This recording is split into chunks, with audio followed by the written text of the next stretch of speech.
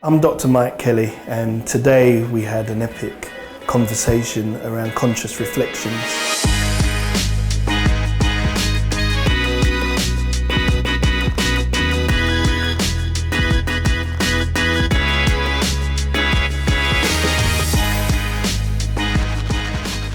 My name is Nkhesani, Senior Brand Ambassador for mmARThouse in South Africa.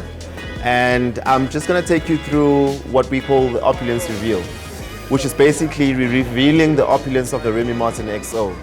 Now, in understanding that fine champagne cognac is created from it.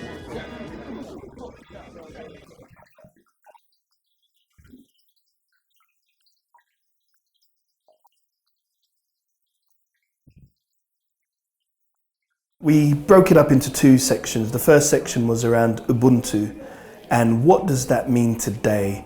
Is it still relevant? Do we need to redefine it, reconfigure it, and reintegrate it? Or is it for someone of yesteryear? Does our 15-year-old consider Ubuntu as part of their way of life?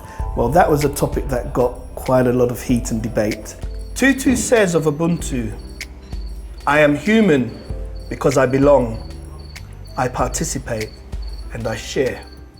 The important thing is to have conversations like this. I think what has happened for a very long time is we gloss over the important things, we gloss over the important conversations, and we don't have spaces, basically gentle spaces, to be able to express opinions which others may not necessarily agree with. I think over time, and especially in the modern world, we get so caught up in our work, we get so caught up in material things, we forget how to be people. And actually, once all those things are solved, once the financial stuff is solved, actually you're now faced with a question as to who are you? And that's the disconnect that I think that a lot of us face. I firmly believe that consciousness and prescience is very important in order to live a life that has impact, purpose and meaning. However, the evening was healthily disturbing because I think when one is in a space of dis-ease or discomfort, this is where you can have what they call an epiphany, a moment where you think, I need to redefine how I think about a particular thing, or maybe I should do something differently. I had to come to that within myself and say, okay, what does success mean to me? And it doesn't mean that I'm happy. Does it mean that I have children that are flourishing? What I learned today was the self-reflection, not only on yourself, but on your day as well, and take charge of the events that happen throughout the day. It was special to actually be conscious of the whole day and every step that you take. When I connect with another human being through doing something for them or with them or bringing them into my circle, something happens in my brain that makes me feel amazing. And that requires self-awareness. Yeah, I thought it was a very different occasion. I'd call that an unlikely conversation.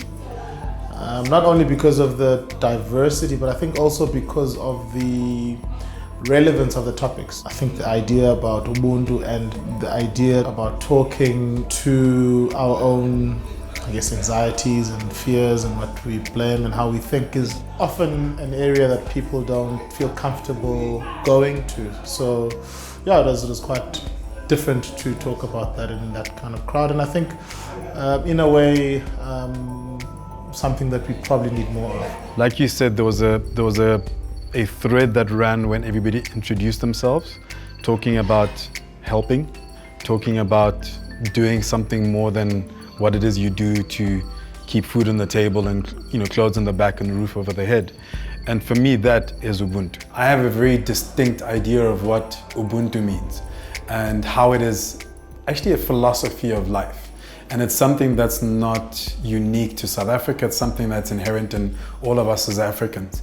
But getting a sense of how other people are interpreting it, for me was the most enlightening thing. I think this blaming about how people's lives turn out and where you are in life and everything is like you don't tap into what happened or why you were there. Like you find yourself in a situation where, I don't know, you've been through a trauma or whatever. You don't unpack on how you got there, on how you're going to do, for you to move forward, and how you're going to do things different.